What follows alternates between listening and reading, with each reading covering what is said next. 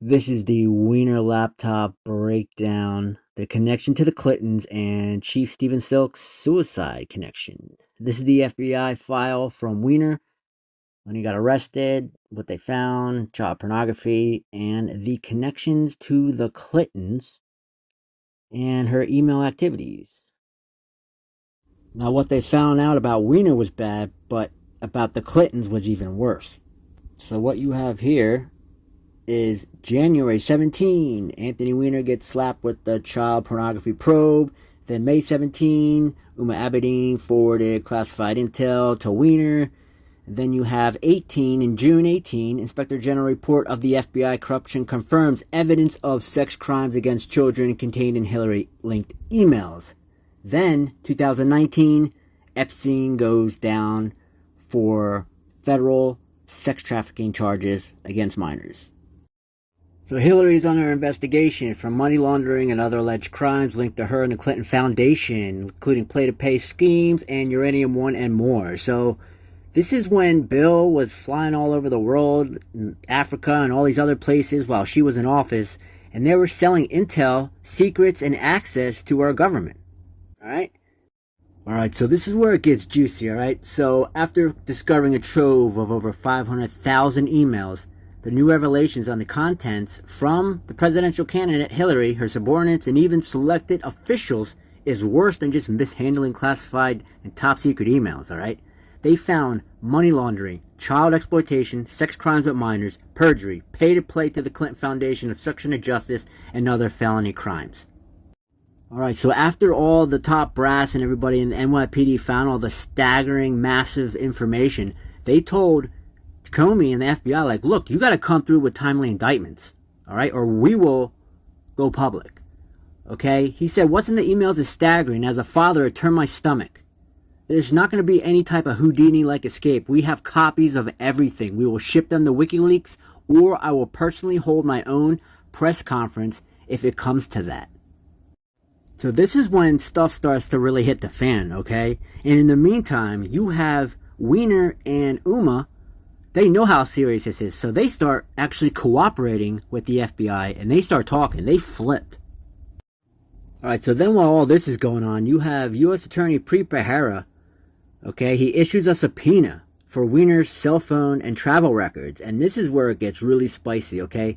They found travel to the Bahamas and the U.S. Virgin Islands and other locations that sources would not divulge, okay? It showed their itineraries indicating Hillary Clinton, Bill Weiner, and multiple members of Congress and other government officials accompanied convicted billionaire pedophile Jeffrey Epstein on his Boeing 727 multiple occasions to his private island in the U.S. Virgin Islands, sources said.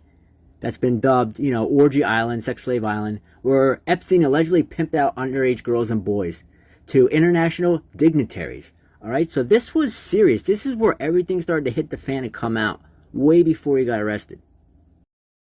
Another thing they said that was very interesting is that Hillary traveled with Epstein as a guest up to 6 times and Bill over 20 times, which we know is true with the files that came out. He traveled on the Lolita Express at least 26 to 27 times alone.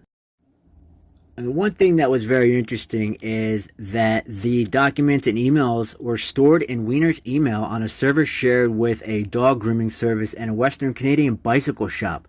Kind of a weird place, but I guess it's a good place to hide some illegal activity.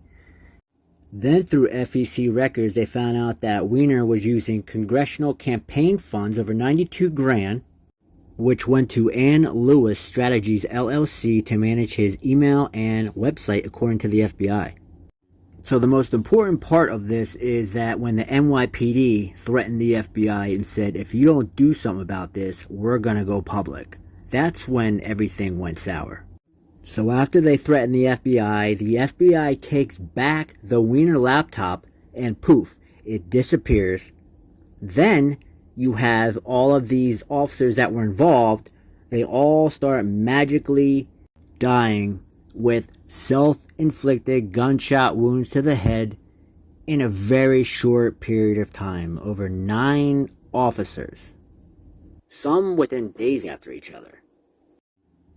So did they start targeting all these officers because they made copies of it? They knew that the FBI knew that they knew what they saw and what they had, and knew they had to get rid of them before this got out to the public.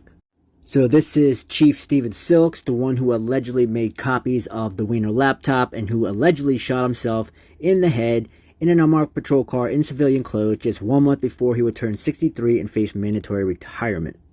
Chief Silks was very closely and heavily involved in the investigation of the laptop seized from former Congressman Weiner, which allegedly held volumes of Hillary Clinton email evidence on it.